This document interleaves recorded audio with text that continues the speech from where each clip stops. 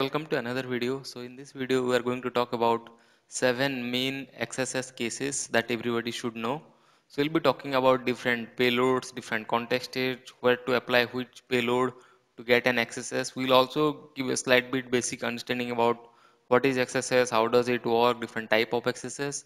And I'm not only going to talk about the 7 basics or the main XSS cases, but we are also going to talk about something beyond, like different payloads that can be used under different contexts. So let's get into it. So if you are new to this channel, then please go ahead and smash the subscribe button and hit like, share these videos so that everybody get to aware. This video is definitely going to helpful for you if you are trying to find a bug in any bug bounty platform on any different target or vulnerable system to generate an XSS. So let's get started.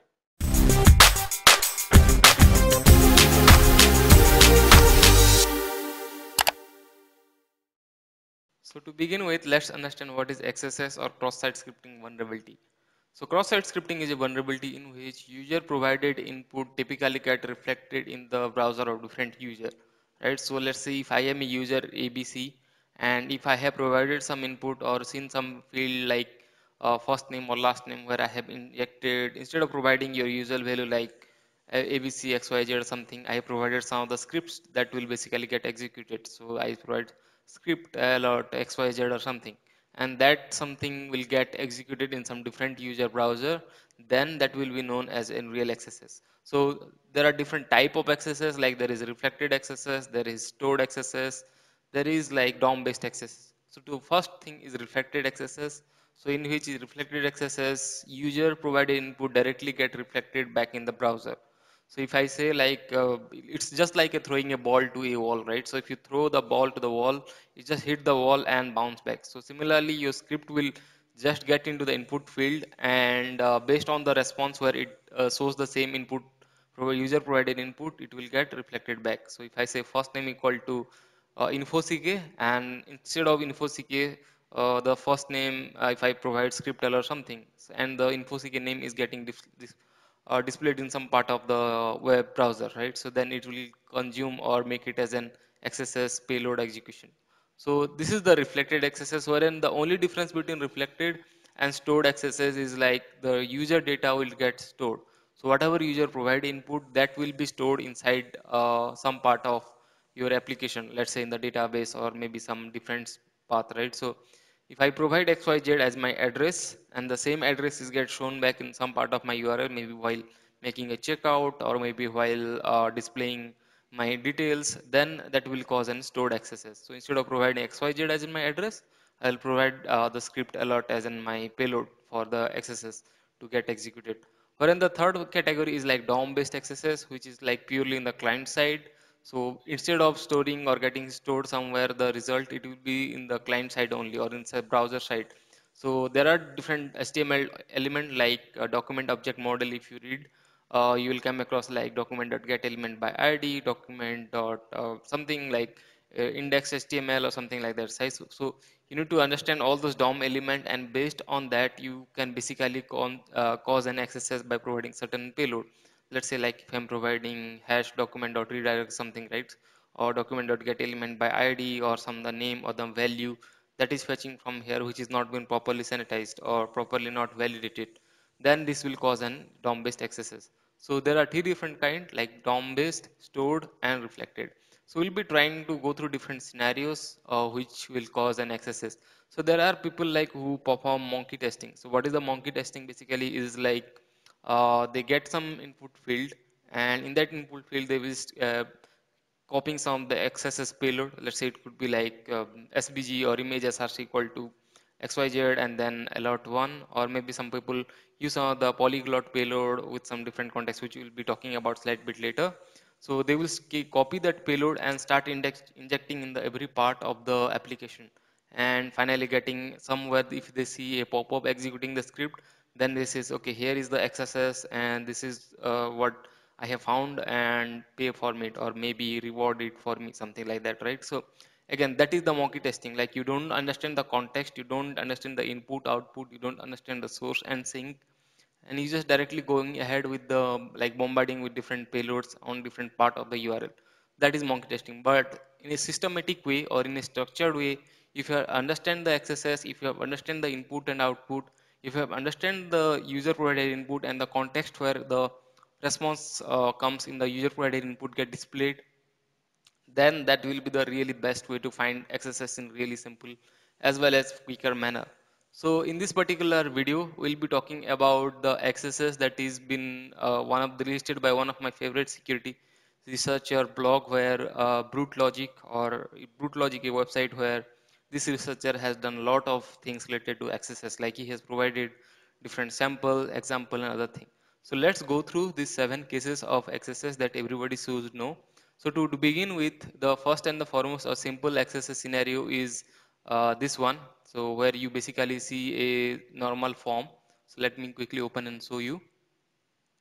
So it says like XSS test and it says hello guest user profile providing some of the inputs. So we'll be utilizing this input field to craft an XSS, but yeah, in real world scenario you might not get this kind of like form for testing XSS, but you will see different URL parameter which can be utilized, and based on that I will show you how you can inject a payload into different URL parameter to generate an XSS.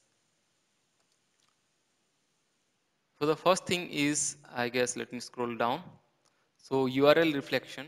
So in URL reflection, basically user provided input into the URL. So please note I am providing the input to the directly to the URL, and the same reflection is directly shown over here inside the response. So let's open this. So if I open this, it says like a pop-up one should be coming, right? This is because user provided input in the URL that is getting executed. Now if you see in the response to understand what is the source and sink, so over here you can see the user provided input is directly getting embedded into this part of the HTML page, which is basically causing the XSS. So if I refresh it again, you'll still see the same XSS, right? So instead of this one, you can try 1, 2, I mean different number, or this is the simplest and easiest way to detect an XSS. Now here are some of the pro tips. Is like always try for this URL by XSS most of the time work in error pages. Like if you say like ABC XYZ, if you are not handling the 404 page properly, they are displaying your user provided input in the error body part, then that is where I have seen a lot of time this kind of XSS coming. But yeah, it may happen that your provided input directly get responses back or shown in the browser. This is where this issue will happen. But the pro tip, as I said, always try for this kind of XSS, or most of the time you will get this kind of XSS in the error page only. Now let's move on to the next part, which is like simple HTML or injection. Now this is another variation where user provided get input get inside into a HTML element. So let's say if you see this one H1 XSS test, so H1 is basically as HTML element.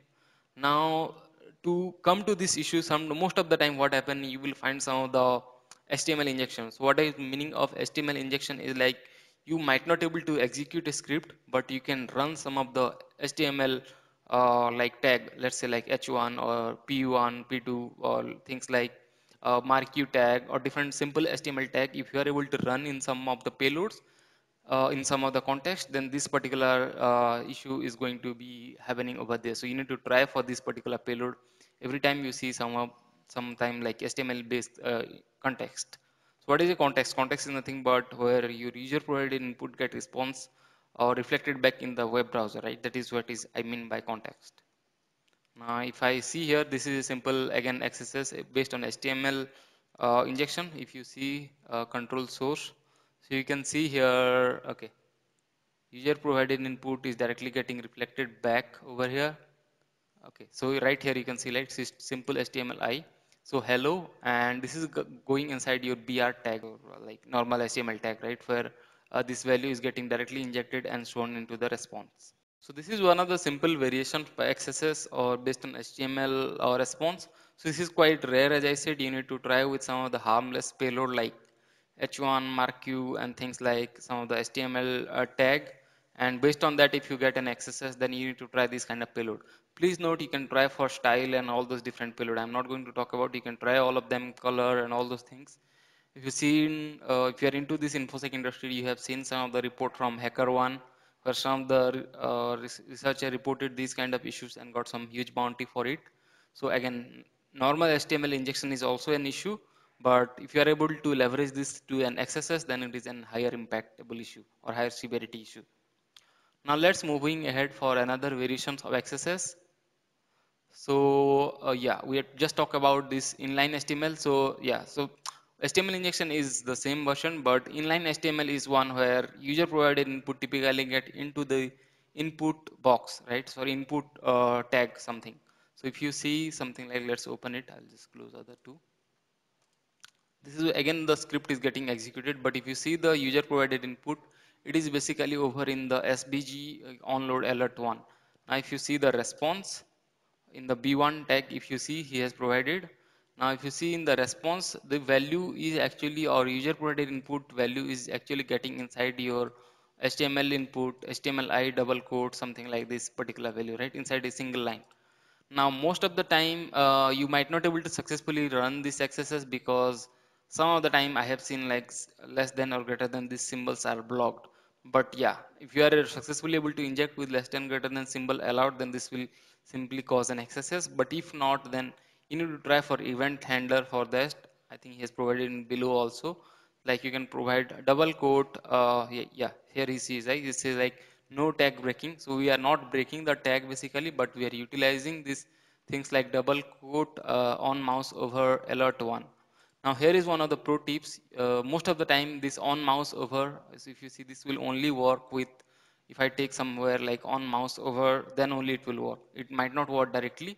So this become an interactive or interaction based XSS, but this can be made to an auto interaction or non-interaction bug by using different payload. If you go to my channel, I have make a video on that, all non-interactive or interactive XSS payload can be converted into like non-interactive payload. You can go through that post in my video. I will put the link or maybe in the I button so that you will get an idea like how I can convert this to an XSS without interaction. So you can also use simply harmless payload like on load or things like on focus, autofocus kind of stuff.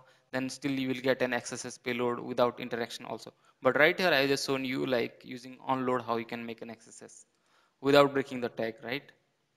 Now let me close this just to keep you in good pace. Okay, so let's scroll down. I'll simply close others.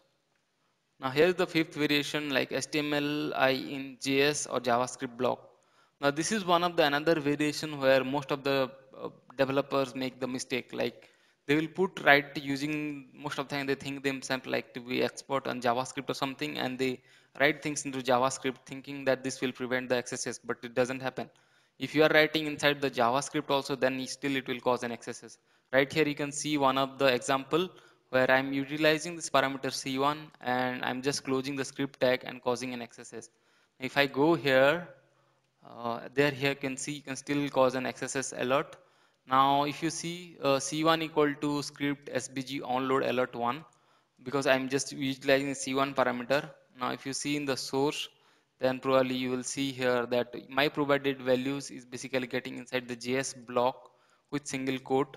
It might happen like most of the time you might not get directly this kind of accesses by using script SBG onload. You have to use or balance the JavaScript basically by using some of the symbol like single quote alert one or maybe single quote and semicolon and things like that to balance or craft an XSS. So he has given basically C1, C3, C4 all this parameter that they can use basically to make an XSS happening over here.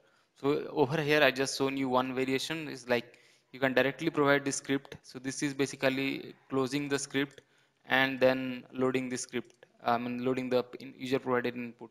Now similarly, you can also see simple JS injection where I'm not utilizing this less than greater than a script tag or something, but in this case it is directly getting reflected by providing user input which goes something like this. This is the payload that can be used. So this is another famous XSS payload. I mean most of the time, every time you see this kind of like in JavaScript, the values are passing or user provided input are going in, then you can try these payloads. This is really famous and most of the time it works for detecting an XSS. Now another version is like Escape.js injection, which is like quite similar version, but we are instead of using single quote or double quote, we are using this slash button. Now please note one more pro tip. You most of the developer think themselves to be smart enough and they block this keyword alert. But there are some of the certain simple bypasses to it, like instead of alert you can use prompt or confirm or something like that to make an XSS, right? So developer thinks themselves really smart, like blocking this alert keyword which doesn't work, or you can use prompt or confirm to get an XSS also most of the time. Now these are some of the more variations of this XSS, so I would not spend more time to going through all of them. So you can basically try out these payloads so that you will get an XSS. Now let me quickly talk about some of the more variations of XSS. Those are pretty common. Now if you see, some of the time your provided input get inside your SRC value, right? So SRC equal to, let's say, user input. Now in those cases, okay, input. In those cases, you might have to use some of the payload, something like this. So user input will be something like, okay, JavaScript